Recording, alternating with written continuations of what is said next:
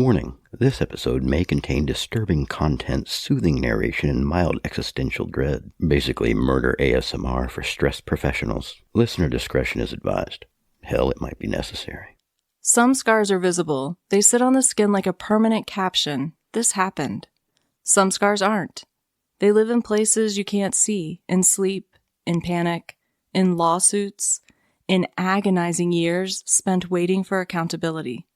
They show up in the cold sweat that comes when you hear sirens, in the phantom smell of smoke that jolts you awake, convinced it's happening again.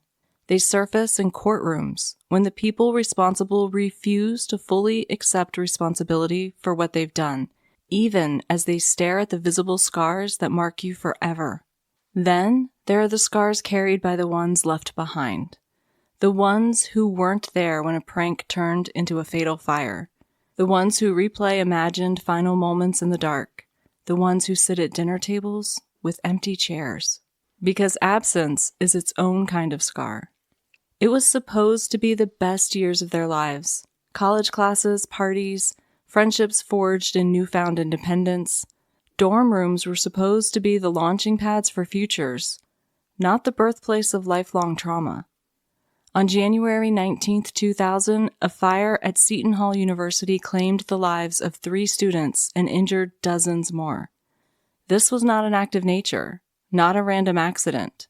It began as reckless mischief and ended in death.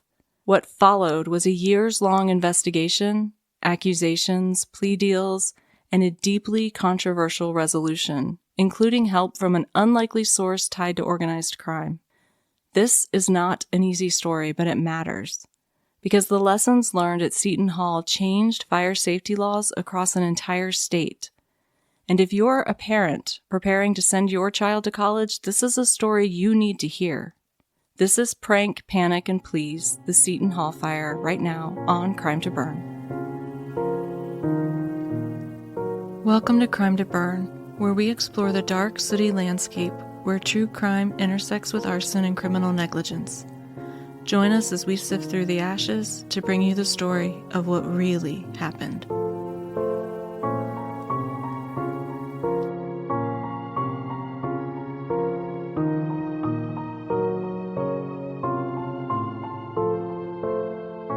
Welcome back to Crime to Burn. I'm April, a fire protection engineer, former firefighter, and pragmatic opponent of poorly planned pranks. And I'm the reason several dominatrices have quit their jobs and began making sandwiches. Subway thanks you for the influx of sandwich artists. Thank you for being here, and thank you for your patience last week while I was busy battling an illness that took up residence in my lungs and gave me the voice of a 2-pack-a-day octogenarian. I'm feeling much better, though the chest congestion lingers, so if I sound slightly winded, just know that we are powering through in the name of justice. Justice! While we're catching our breath over here, you can catch us up on the algorithm. If you haven't yet, head to your podcast player and leave us a 5-star rating and written review. Those ratings matter more than anything else you can do for us. We're a small fish in a very big pond of podcasts with very expensive PR teams. And I spend our money, honestly most of it, on court records so I can bring you deeply researched episodes. All I ask in return is a few stars and a few sentences to help us grow. If you'd like to help offset the court record habit, you can join us over on Patreon, the Cult of Steve, where the snacks are sacred and eternal stickiness awaits.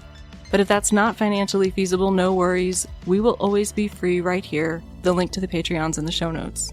And don't forget to follow us on YouTube, Instagram, X, Facebook, and TikTok. Your likes, shares, comments, and saves help us reach new listeners so we can continue spreading, like a virus, but with significantly less phlegm. Like your mom. Oh, whoa. Check out the Spread Shop link in the show notes as well, because you haven't truly experienced divinity until you felt the Crime to Burn logo resting against your mortal flesh, probably. We also got a ton of comments over the last couple weeks, so a huge thank you to our Podbean commenters, Mark Wilcox, Nick Gunter, Tinky Holtzhausen, Kathy, and Jeff Luzier. But Jeff left so many comments in 1 week that I briefly wondered if I was hallucinating, so thank you so much. On Spotify, we're up to 68 ratings, and on Apple Podcasts, we're at 67. No new written reviews over there, but we're watching lovingly and patiently. Your engagement is more valuable than cheese, and I really, really like cheese. And now we head to college. Some of us as returning visitors, some of us for the first time. And if this is your first college experience, I'm going to apologize in advance because this isn't the dorm story anyone wanted or needed. But it's an important one. So grab your backpack, it's time to stumble to class. And for the full college experience, you should probably be hungover. It's not mandatory, but it's statistically likely. Inadvisable. Before we get into the story, we need to talk briefly about our sources. As always, everything is linked in the show notes, but my primary source for this case came directly from two survivors, Sean Simons and Alvaro Llanos. Both were horrifically injured in the fire, and both have shared their story through a book and a documentary called After the Fire. Oh wait, is this the guys that we saw the fucking thing? Oh, those guys are tough. The book was written by Rob and Gabby Fisher, and the documentary is available, I think, on Tubi, and you can find the links to both in the show notes. Now, their story isn't just about the fire itself. It's about survival, physical, emotional, and mental, and the very long road that followed, and it is powerful and deeply personal. Because their story already exists in their own voices, I've tried to keep this episode focused more on the fire, the investigation, and the legal aftermath. We will absolutely be touching on the human impact because you can't tell this story without it. But if you truly want to understand the gravity of what they endured, I strongly encourage you to read the book or watch the documentary. There is something profoundly different about hearing survivors describe what they were thinking and feeling in those moments. Now, I have reached out to Sean and Alvaro after meeting the both of them at a conference, and I have invited them to join the podcast. I hope we'll be able to share more of their story directly in the future, but if that doesn't work out, please consider supporting their work and hearing their experience in their own words. Those guys were harsh, man. They were awesome. They really were. They were so inspirational to meet, too. On January 18th, 2000, Seton Hall University was absolutely bubbling with chaotic energy. The men's basketball team had just defeated rivals St. John's 78-70 in their first win against them in years, snapping the number 19 ranked Red Storm's 6-game winning streak. And that was reason to celebrate, as if college kids need much encouragement. The campus mood was upbeat, loud, triumphant, a little reckless, the kind of electric energy that hums through dorm hallways after a big win. Doors open, music playing, laughter echoing down the cinder block corridors. Like hormones and methamphetamines. It felt like one of those nights that would turn into a story you tell for the rest of your life. And it did. Just not in the way anyone imagined. So there was a party atmosphere on campus, and Boland Hall was no exception. On the 3rd floor, a freshman girl was hosting a party to celebrate the big win. The kind of dorm party that starts in one room and inevitably spills into the hallway and then into the student lounge. Music, laughter, too many people, not enough judgment. Too little clothing.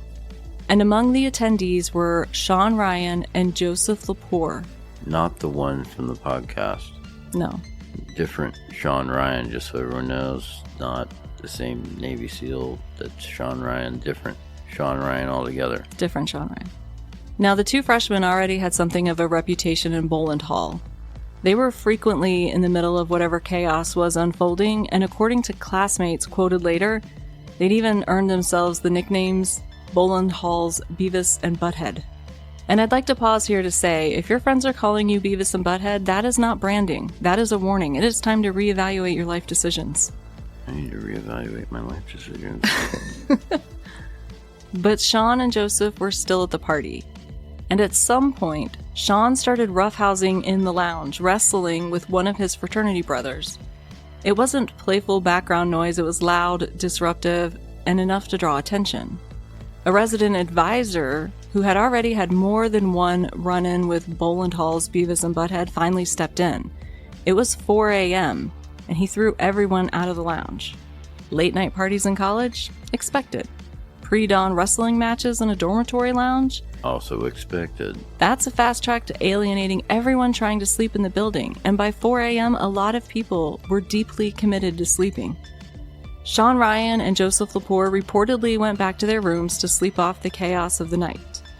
And their room was directly across the hall from Sean Simons and Alvaro Llanos. Now, Sean Simons was sound asleep when the fire alarm sounded, far enough removed from the earlier wrestling match that he hadn't heard the commotion. but he did hear the alarm. The problem was fire alarms were not rare in Boland Hall. The dorm had developed a reputation for frequent false alarms. Pulling a fire alarm in the middle of the night had, for some students, become a twisted form of entertainment.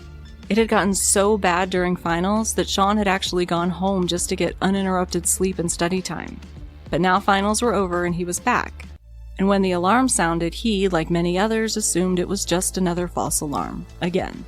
The idea of dragging himself out of bed, pulling on warm clothes, and standing outside in the freezing January air was not appealing. And for a moment he considered ignoring it. But there was a problem. Any students caught ignoring the fire alarm could be fined $100. And Sean was the very first person in his family to attend college, and it was already a huge financial stretch for his family. The thought of his mother having to send more money over something preventable was enough to push him out of bed. So he got up. His roommate, Alvaro Llanos, was also the first in his family to attend college, but Alvaro hadn't heard the alarm. So Sean shook him awake. They pulled on their jeans, coats, shoes. No time for more. They were still groggy, assuming this was just another routine false alarm. They stumbled to the door and opened it, and they were immediately met with a wall of hot, black smoke. Not a faint haze, not the smell of something burning, but a wave. The kind that steals the air from your lungs before you even understand what you're looking at. This was no false alarm. They immediately dropped to the floor. "Follow me," Sean told Alvaro, as he crawled to the right, toward the elevator. Now, Sean later recalled feeling completely alone in those moments. A dorm that was usually loud, with doors slamming, music playing, people laughing, was now pitch black and silent. As he crawled down the hallway, the heat became absolutely unbearable. The floor tiles began melting into his hands. He pulled off his jacket. Whoa. What the hell are these floor tiles made out of? And why are they melting in his hands? I don't know what they were made out of. Floor tiles? The floor tiles melted to his hands. I'm guessing they were Jesus, those, like, how did the fire get under the floor tiles? Like, what the f*** is happening? We're going to talk about it. Like, really? Is this normal for fire stuff? The flooring material will melt. Jesus, man. I thought the fire and the heat was up. Well, this up is here, like, not down here. This is a CMU building. What does that mean? Concrete masonry units. I think this was like a pizza oven in there. There's nowhere for the heat to... Dude, but like the floor tiles are bubbling up and you still exist in there? Like, that's crazy. It is. It's crazy. He almost lost his hands. The floor tiles began melting into his hands. He pulled off his jacket and tried to push it ahead of him, creating a barrier between his skin and the blistering floor so he could keep moving. Soon his glasses were completely coated in black soot. They blacked out whatever limited vision he might have had in the smoke-choked hallway. At some point, he realized Alvaro was no longer behind him. He didn't know where he was. He was trying to hold his breath against the smoke, and the heat punished every forward inch. His vision started to grow narrow and blur and fade. He knew he was about to pass out. Then he felt it, a rush of cooler air. Disoriented, nearly blind, he turned toward it and found himself inside a dorm room with an open window. He looked out the window, but it was a long way down. Even with the window open, the room was quickly filling with smoke and heat, and he knew he couldn't stay. For a moment, he briefly wondered if this was where he would die, in someone else's dorm room. So he prayed. And he has said that in that moment, he heard a small voice in his head tell him to leave the room, turn left, and the exit would be on his right. So he did. He found the door. He was able to crawl into the stairwell and slide down the stairs on his stomach, finally reaching the first floor and stumbling out into the freezing cold January air. Who's got the best egress and life safety plan? The Lord! As he stood outside, he looked down at his hands and realized they were smoking. He did not know where Alvaro was.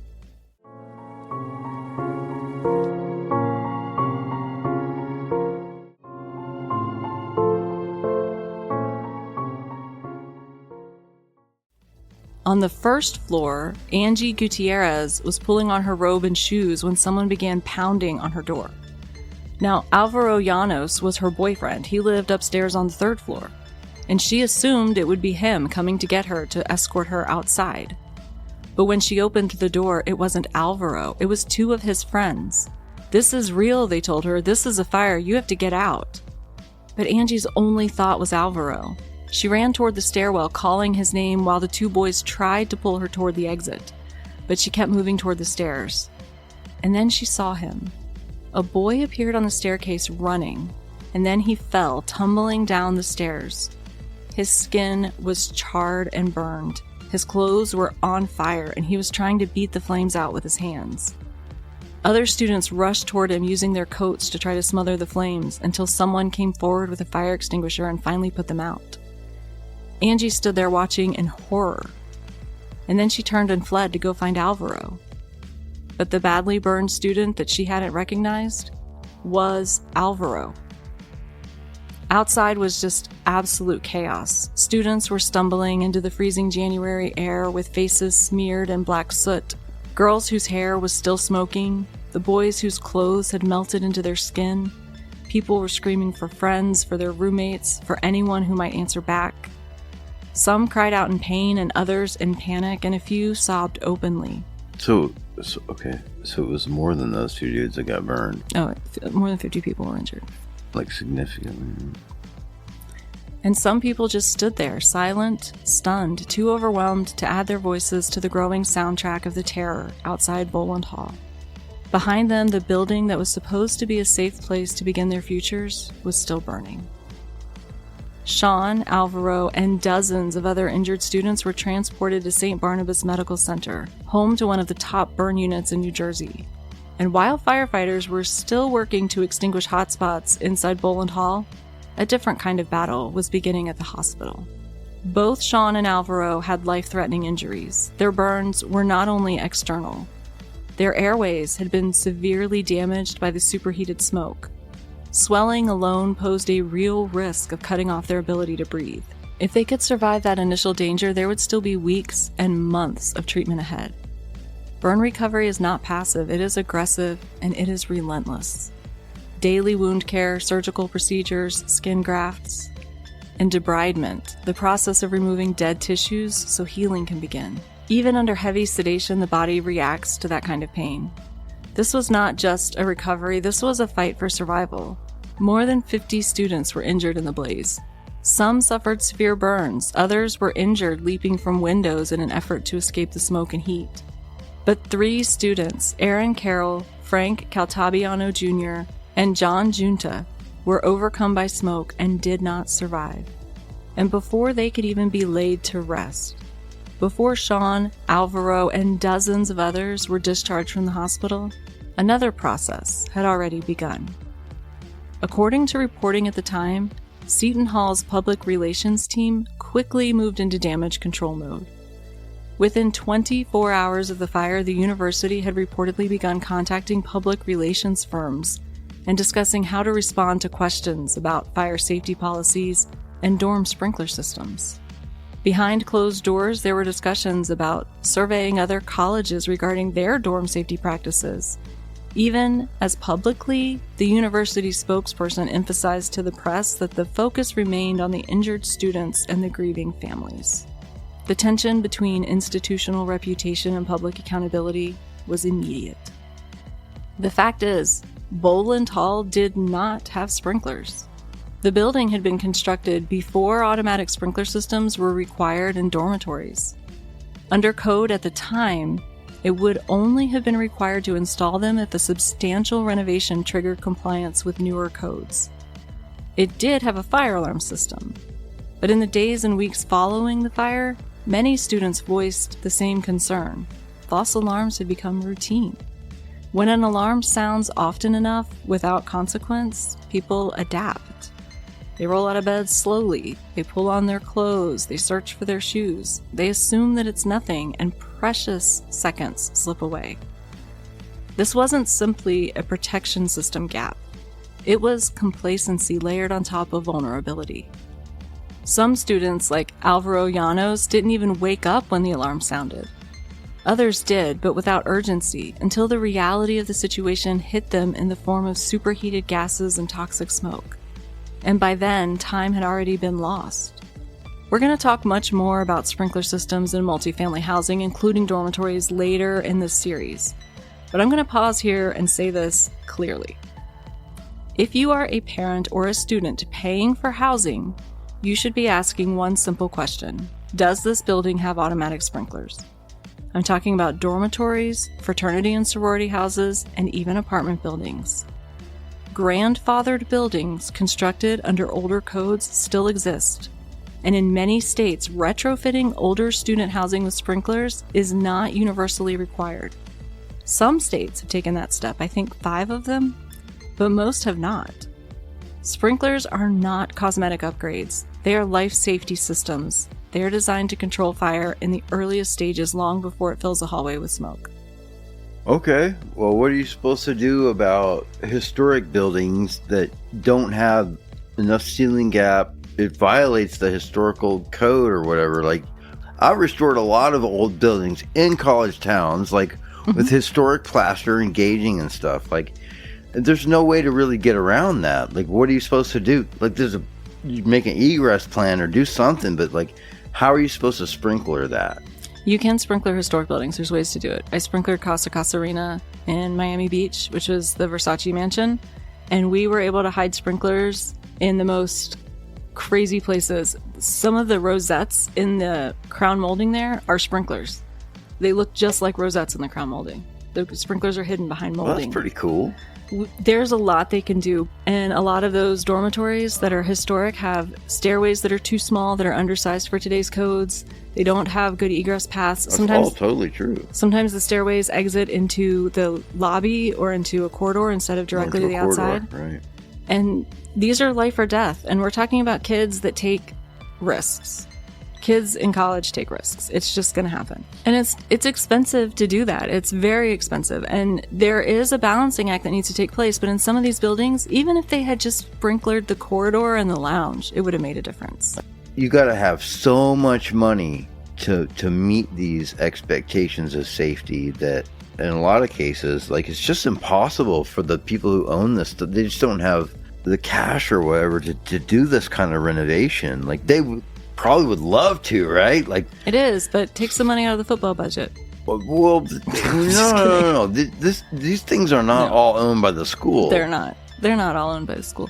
There is a lot of considerations, and you're bringing up issues that are very valid. But what I would tell people is, for me, even when I'm not in school, just looking for an apartment, I refused to ever live in an apartment building that didn't have a sprinkler system. That was a hard and fast rule for me. Same with hotels. I won't stay in a hotel that's not sprinkler protected. It doesn't matter if the code doesn't require it to be. I know that multifamily dwellings and transient housing like hotels and dormitories... But you will stay at an Airbnb with that one. I will stay at an Airbnb with that one, but I will go to Costco and buy them new smoke detectors when they don't have any in the house. Not mentioning any names, but you're welcome for your new smoke detectors. That was so funny for me. I mean, for me to watch it. Your aunt was like, "We're going to Costco to buy what now?" I'm like, "Smoke detectors. Gotta have smoke detectors. There's no smoke detectors in this house." And it turns out there were smoke detectors. We did find them later. They had apparently been taken down, likely for painting, and never put back up. But there's no batteries for them, so I still used the ones we bought because they had batteries. We go on like a so-called vacation and end up spending $200 on smoke detectors. For people we will never see again. I did message them and I was like, "By the way, you have new smoke detectors here, and here. Because," and I gave them the whole explanation, and I said, "I'm just letting you know, though, that you need to add them," and I gave them all the locations that they're required to be added for rentals. Sprinklers are not cosmetic upgrades. They are life safety systems. They are designed to control a fire in its earliest stages long before it can fill a hallway with deadly smoke. So if your child is heading to college or living in student housing right now, ask the question. It is not dramatic. It's not overreacting. It is responsible. Because in a dormitory at 4:30 in the morning, seconds matter. And they mattered at Boland Hall. Now, Boland Hall was a 6-story building constructed of non-combustible materials, brick and concrete masonry unit exterior. But here's the thing about non-combustible.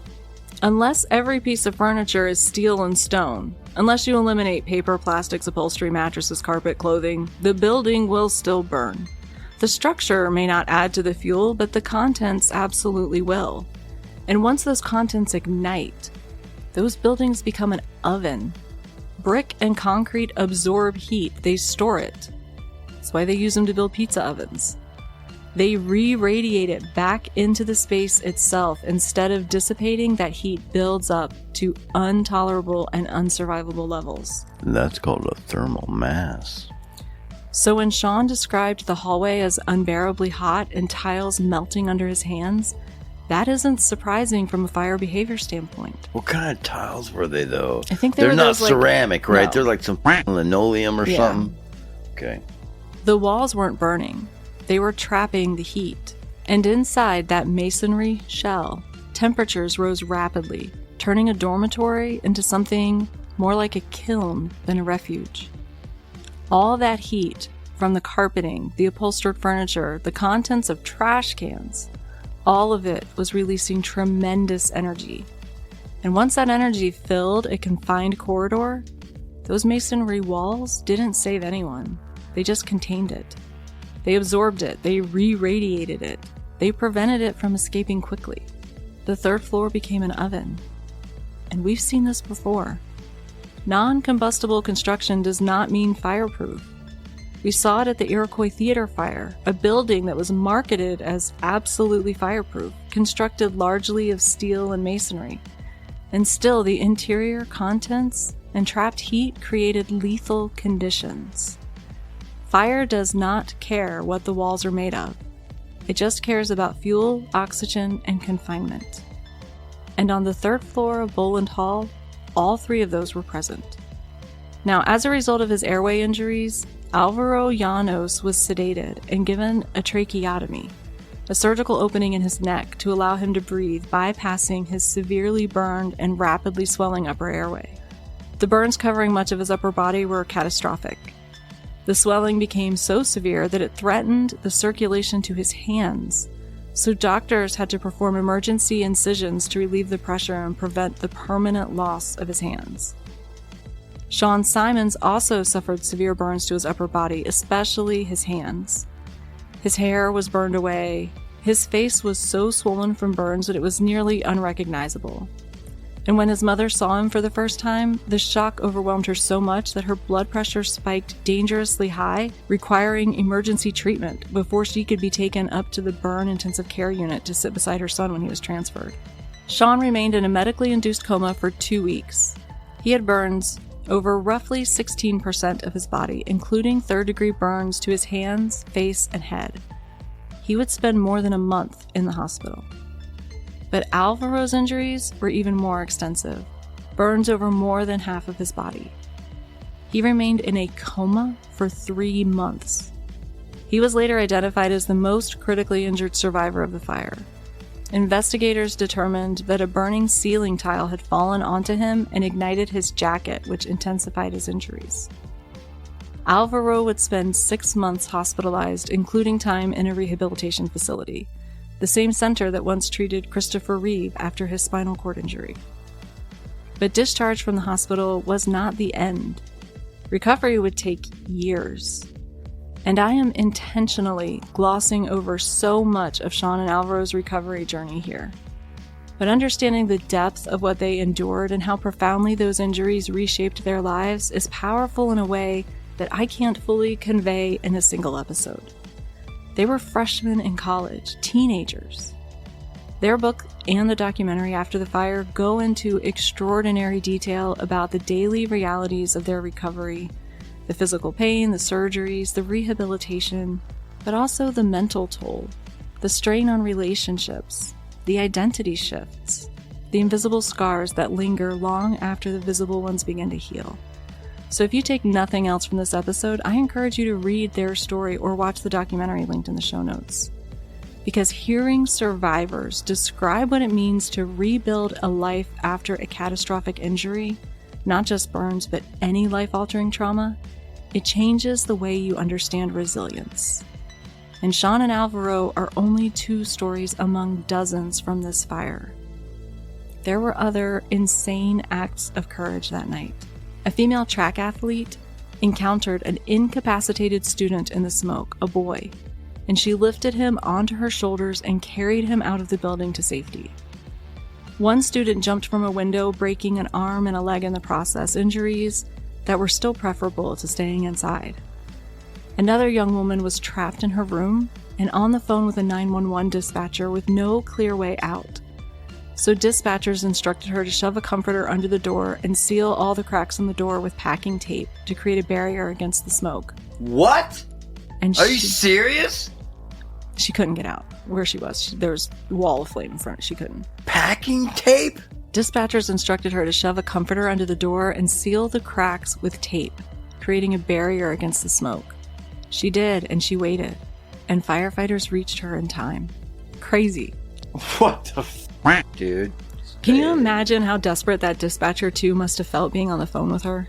I can't. How did she even think that she would have packing tape? She probably said, "Do you have anything to seal the door with?" And the girl was like, "Well, I have packing tape." I have some Scotch tape. No, she had packing tape. It wasn't Scotch tape. And it's just crazy. Oh, yeah, man. Sorry, I'm not trying to freak out. It's just, Jesus.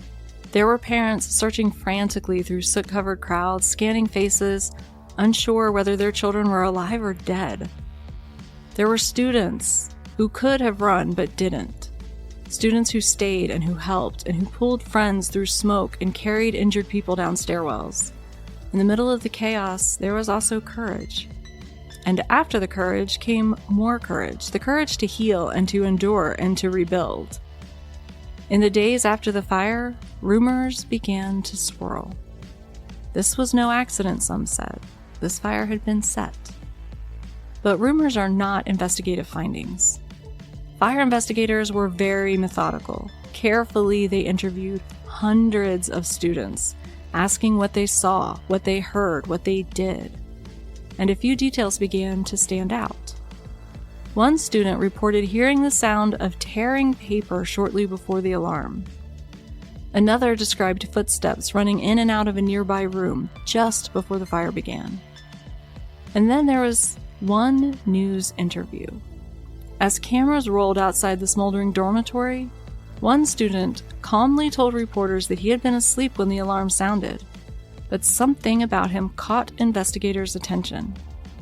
Most of the students who had escaped from the third floor where this boy claimed to live were covered in soot, their clothes and faces marked by the smoke. But he was not. He was completely clean. Investigators wanted to speak with him. He had been generous with details for the media, but when law enforcement began asking questions, the tone shifted. Statements became shorter, cooperation more limited.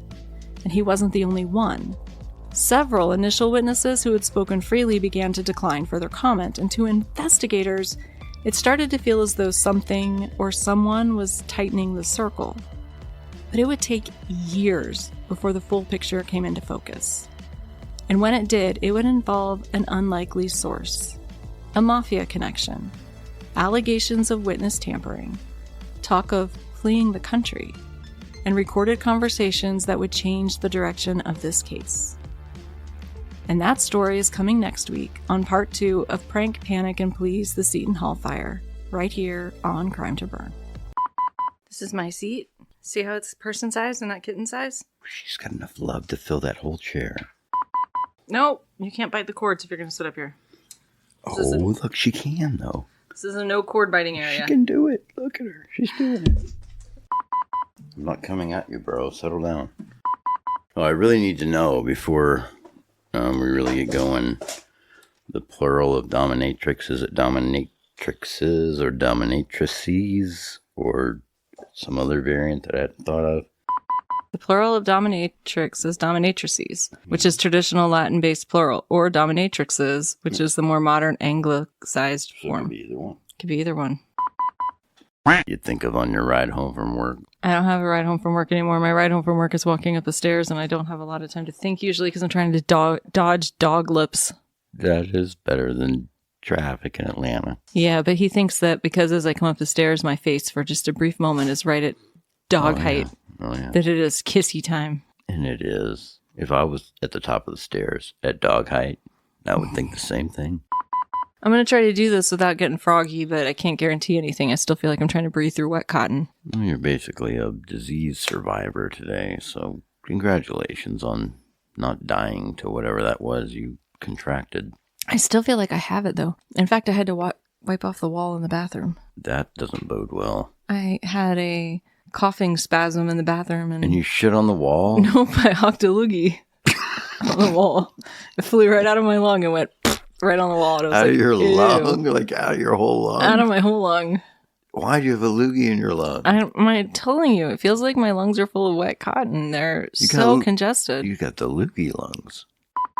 She does fall off the edge of things a lot. She fell off the cat tree the other day and hit every level on the way down. Duck's nose holes are too small for the big flower smells. I was going to say I like the scarf lady, because she won't take your shit, but she will build you a boat out of wool. I have the strength of 10 men. I do things. Dirt, tools. It's pleurisy. It's definitely pleurisy. It's the consumption. Yes, I'm probably suffering from consumption. It's the black lung. You're just vexing me on purpose, aren't you? No, I'm never vexy on purpose. It just comes naturally. Naturally vexing. Like me and Harley Quinn. Abstinence is its own kind of scar. Busy battling a viral load that took up residence in my lungs and gave me the voice of a 2-pack-a-day octogenarian. You're going to have to rephrase that. Why? Because there's only one way a viral load can enter your lungs. And that's... Rephrase viral load. Don't use the word load. Do something else with that for sake. This is why you need a producer. Thank you for being... Whoa, that was too loud. You're welcome! Thank you for being here, and thank you for your patience last week while I was busy battling. Oh, gosh. This is too early to lose it. You've been out of the seat for 2 weeks. Don't worry. I will edit out your burps. You're going to have to. You caught me at the end of the day here. So we can continue spreading like a virus. But No, different than that. Like peanut butter. But my next line was funny. Oh, I'm sorry. Peanut butter is more delicious than a virus. There's no such thing as a tasty virus. Divinity until you felt the Crime to Burn logo resting against your mortal flesh. It's where your mom works. Probably.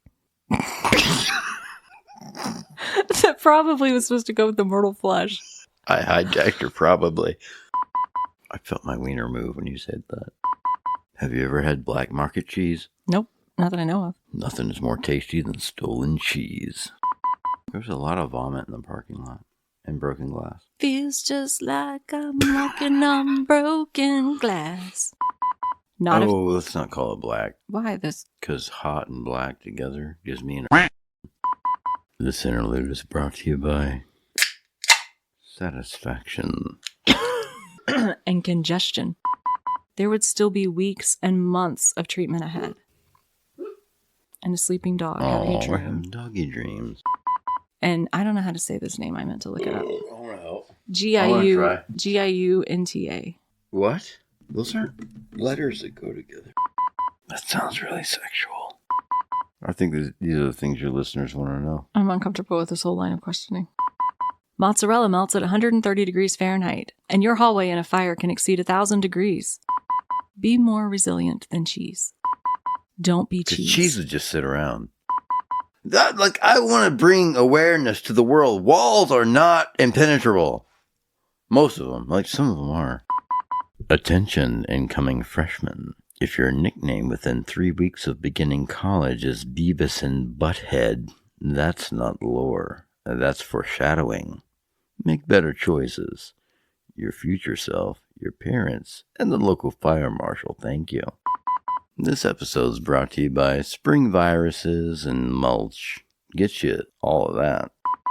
I pocket mulch myself. This episode brought to you by Cheese. Cheese, reliable, predictable, unlike college freshmen at 4 a.m. Cheese doesn't start fires. Cheese finishes pizza. Know your role. This episode brought to you by college hangovers. And this dog. College hangovers, nature's way of reminding you that you are not invincible. This episode brought to you by college hangovers. Proof that the human body will punish you for overconfidence. This episode is brought to you by Spring Break. Show me those titties. I'll give you some beads. I'll give you some beads if you leave us some Apple Podcast ratings. That involve titties. We're going to get an Apple Podcast rating now that just says I'm here for the titties. I can feel it. Not the titties. Feel the titties? No. I'm not sorry. Remember, as we head into spring break season, hydrate, call your mother, and don't light anything on fire. Nah, man. Why'd you have to bring moms into this? You ruined my whole titty thing. Sorry. This episode brought to you by Spring Break, a seasonal experiment in risk tolerance. Foreshadowing to arsonists gone wild in Myrtle Beach. That's not a suggestion. That's a felony. What if they just light their bras on fire? That's feminism. I'm not saying we don't need more dominatrices. Like, we could use a few more. This has gone too deep for me. I'm a very shallow person. Like, I have a couple of feelings. Sometimes I feel hungry, and sometimes I feel tired. I like meat pies. I'm a big meat pie fan lately. Hey, dominatrices. We're going to switch up the script. It's time for empanadas. Put down your sandwiches and raise up your empanadas. You know, I appreciate that thought process. That may be ridiculous, but I appreciate the fact that you thought about it. What she didn't know was that I was actually taught to bend it like Beckham. Right. By Beckham. You were taught by Beckham himself. Oh, great. We're diving into juvenile chaos. Excellent. If it weren't for the mammary glands, I wouldn't even exist in the form I am now. Go forth. Activate your Steve gland. Avoid combustion. We'll reconvene next week.